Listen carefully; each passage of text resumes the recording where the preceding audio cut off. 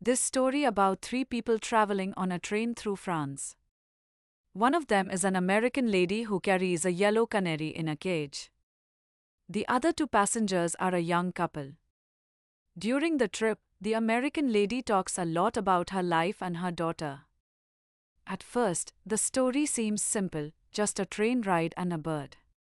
But as the train moves, the readers learn more about the characters and their feelings. The story shows love, sadness, and the idea of making choices in life. Hemingway uses few words but gives deep meaning. This story is a good choice for English learners because the language is short and clear. It helps you understand emotions and real-life problems in an easy way.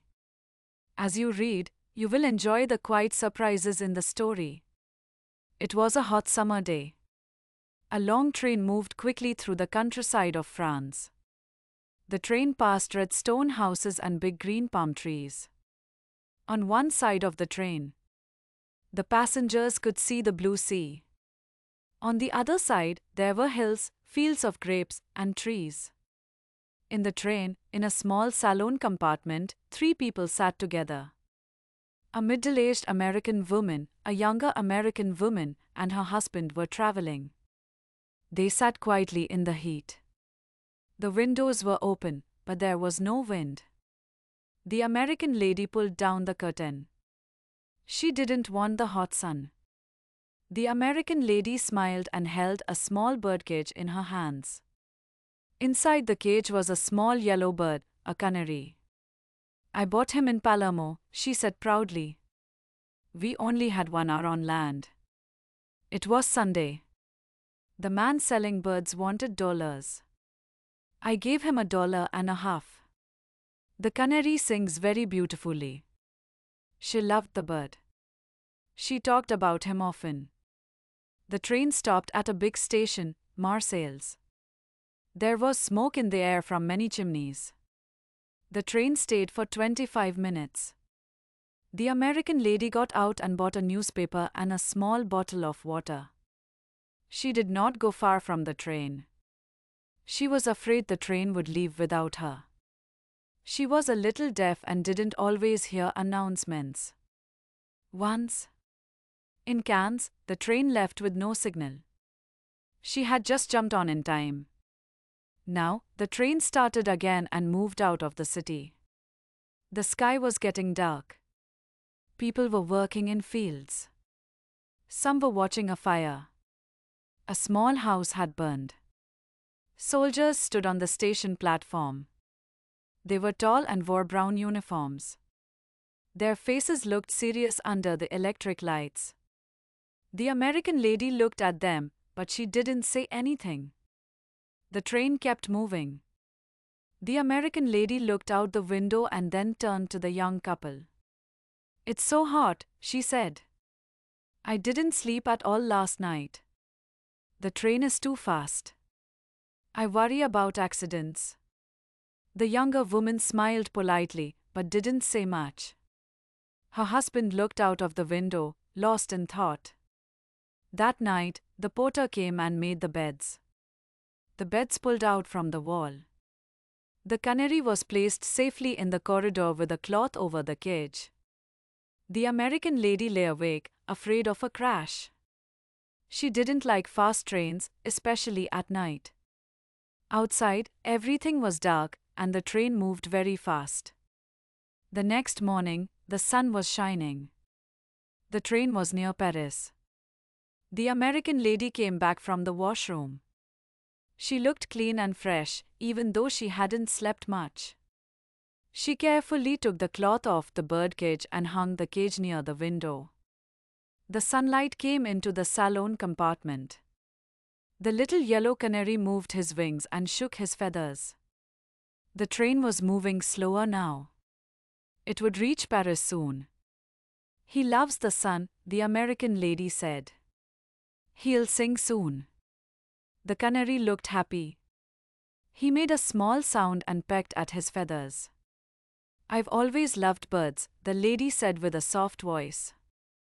"I'm taking him home to my little girl." "There he's singing now," she said happily. The train passed through green forests and quiet towns. There were signs and big posters on the walls near the tracks. People in the towns walked to work or sat on benches. The young man, who was the narrator of this story, watched out the window and didn't say anything for a while. The American lady kept talking. She looked at the young woman. "Is your husband American too?" she asked kindly. "Yes," the young woman replied. "We're both Americans." "Oh, I thought you were English," said the American lady. "No," the man replied. "Maybe it's because of my clothes. I'm wearing braces for my trousers instead of suspenders. That might make me look English." The lady didn't hear him well. She was a little deaf. She looked at the young woman and smiled again. "I'm so glad you are Americans," she said warmly. "American men make the best husbands. That's why we left the continent. You know, my daughter fell in love with a man in Vevey." She stopped and looked serious. "They were madly in love. But I took her away, of course." The young woman looked surprised. "Did she get over it?" she asked. The American lady shook her head. "I don't think so. She stopped eating. She couldn't sleep. I tried very hard to help her. But she still thinks about him. I told her, no foreigner can make an American girl a good husband." She looked out the window. The train passed through more towns. "Some people may not agree," she said. "But my friend, a very good woman, told me only American men are the right husbands for American girls. And I believe that." The train kept moving slowly toward Paris. The American lady looked at the young wife's coat and smiled.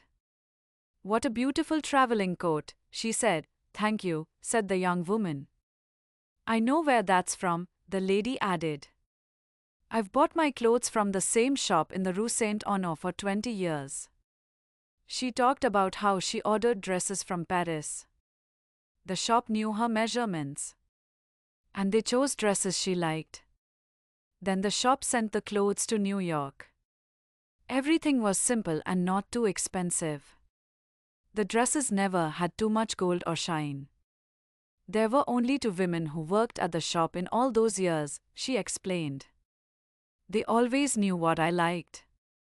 They even had my daughter's size. But now, she is grown.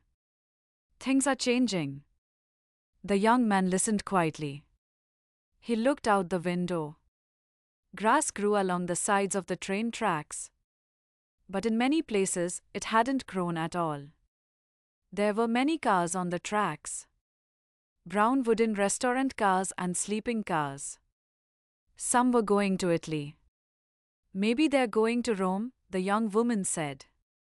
The American lady kept talking to her. "Americans make the best husbands," she repeated. The man stood up and began to collect their bags. They were close to Paris. His wife sat quietly and smiled sometimes, but she didn't speak much now. "How long ago did you leave Vevey?" the young woman asked. 2 years ago this fall," the lady answered.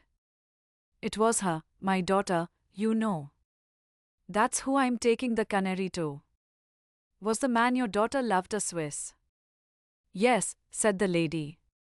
"He came from a good family. He was going to be an engineer. They met in Vevey. They liked to walk together." "We know Vevey," the young woman said. "We were there for a honeymoon." "Really?" said the lady. "I had no idea. It's a lovely place." "Yes," said the young wife. "We stayed at the Trois Corons Hotel." "Oh, I know that hotel," said the American lady. "It's a very fine old place." "Yes," said the wife. "We had a lovely room, and in the fall the country was beautiful." "Were you there in the fall?" asked the lady again. "Yes," said the wife softly.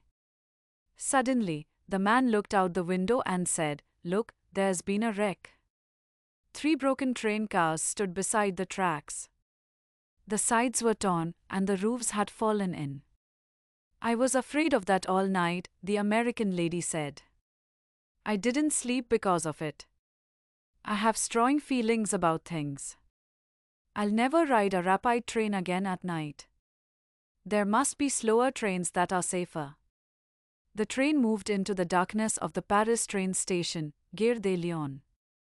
It was very dim, and porters came to the windows to help passengers.